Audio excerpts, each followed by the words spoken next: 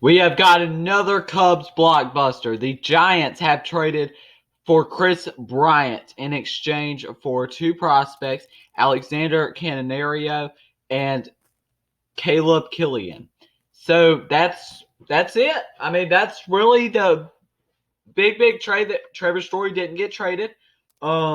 Which is, let's go ahead and talk about that.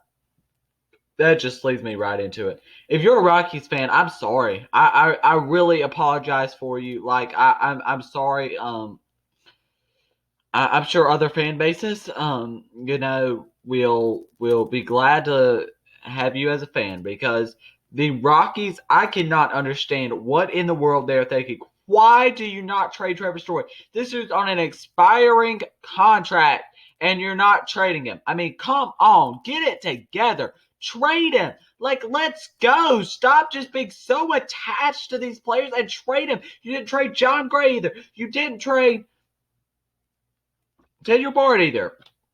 Like, come on. Like, you've got to trade these players. You're sellers at the deadline. You're looking towards the future, and then you do nothing.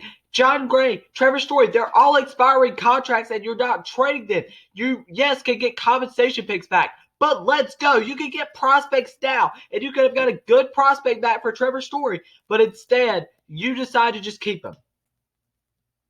I mean, come on. Like, I mean, what are they thinking? This team and their GM is an absolute just dumpster fire. That is no offense to their fans. It's offense to their GM who sucks. And just their ownership, period, sucks. They have the worst ownership possible in Major League Baseball. Their ownership sucks. They're horrible. They just can never. Oh, like the Rockies, come on, trade him. Like, I'm not even a Rockies fan and I'm mad. Like, come on, get it together. But for the Giants, that's a big trade here. They traded for Kris Bryant. Kris Bryant is great on this team. They needed to make a move, and they made their move. They made their big move, kind of retracting to the Dodgers' move of Trey Turner and Max Scherzer yesterday. Obviously, it does not compare to that move. And they didn't that sure. I mean, Bryant is the only guy who they got at the deadline. Like, Bryant is literally it. 18 home runs, 51 RBIs, and a 267 batting average. There were rumors of Joey Bart. I don't know where that came from. That didn't happen. But for Kris Bryant, this is huge to get him in this lineup. Where Posey's been great this year. You've got Yastrzemski, and you still keep Lamont Wade, who has been really good this year. Kris Bryant, though, helps out this team a ton. He's like that guy in the middle of their lineup that they have needed this year. They have really needed a guy like Kris Bryant. And I think that the Giants have a good chance of re-signing this guy, too. I know they're going to have to pay Gausman after this year, which is going to be an awfully tough task if they really want to do it. But Bryant could be a guy that they could look at re-signing this offseason. I don't see him re-signing in San Francisco, but it's good. It's going to depend on what's their priority, starting pitching or a third baseman like a Kris Bryant. It's just what's their priority. They needed a big bat like Kris Bryant. Like, Kris Bryant is a guy that they need so bad, and they get him. They're in the division lead right now with a 64-38 record. And they didn't even have to give up a phenomenal prospect to get him. Alexander Canario is an A-ball right now, ETA of 2023. He's an outfielder. They have plenty of outfielders already. He's going to slot in. Fangraphs is saying at third base. I'm thinking he could play the outfield as well. I'm not sure where exactly. But I thought a guy like Patrick Bailey could have been on the move in this trade, but apparently not. They're not trading Patrick Bailey. But Alexander Canario, if I can ever pull him up on MLB Pipeline, that would help. Oh, my. He's with the San Jose Giants right now. And he was signed in July of 2016. He's got a 45 hit, 50 run, 50 field, 55 power, 60 arm, and a 50 overall player. Doesn't fit the timeline of what the Giants are trying to do right now. It's understandable why they would trade him. They've got a ton of outfielders already in their farm system as well, with Ramos, Bishop, and obviously Yastrzemski already being on their team. So they've got a ton of outfielders. This makes a ton of sense giving up Canario, who, like I said, is the number 9 prospect for this team right now. And the other guy is actually their number 30 prospect. They didn't get a ton back.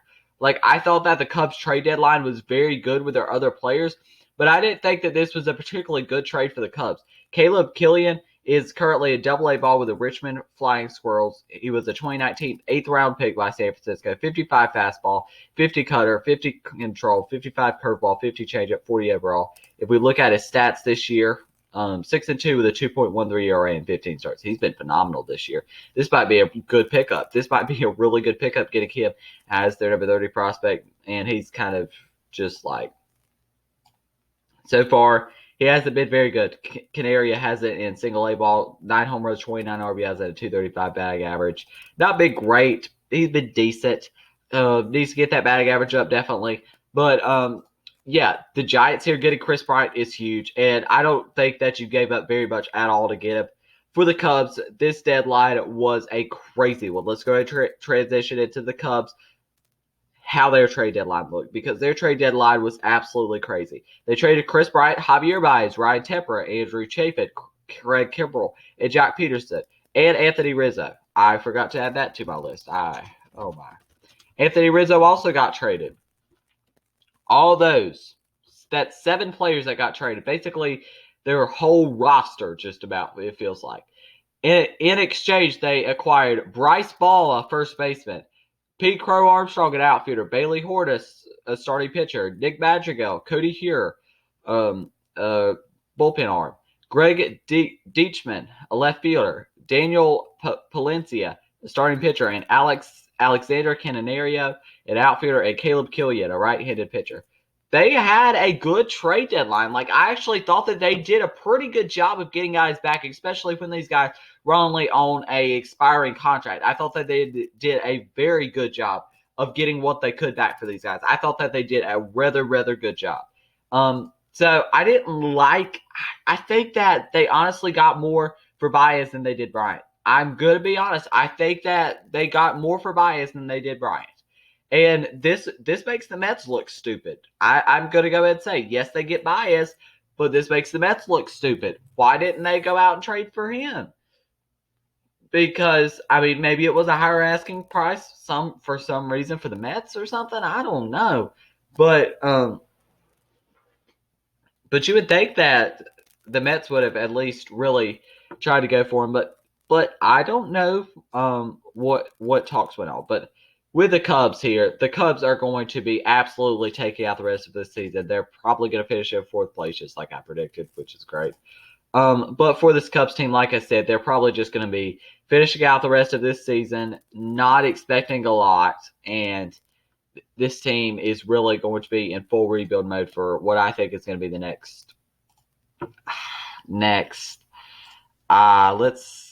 see. The timeline.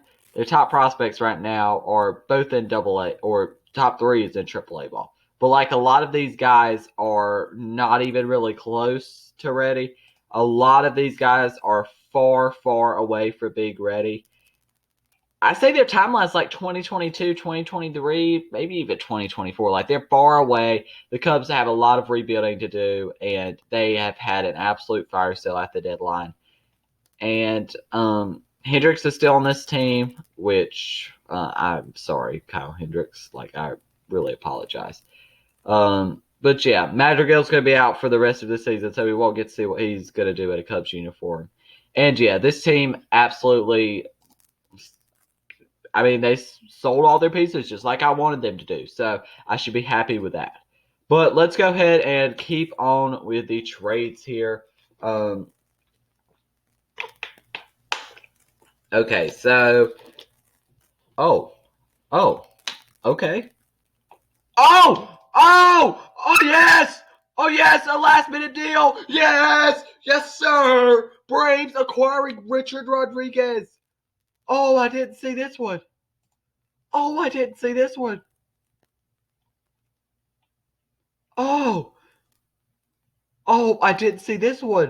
Thank you, AA. Thank you, Alex Anthopoulos.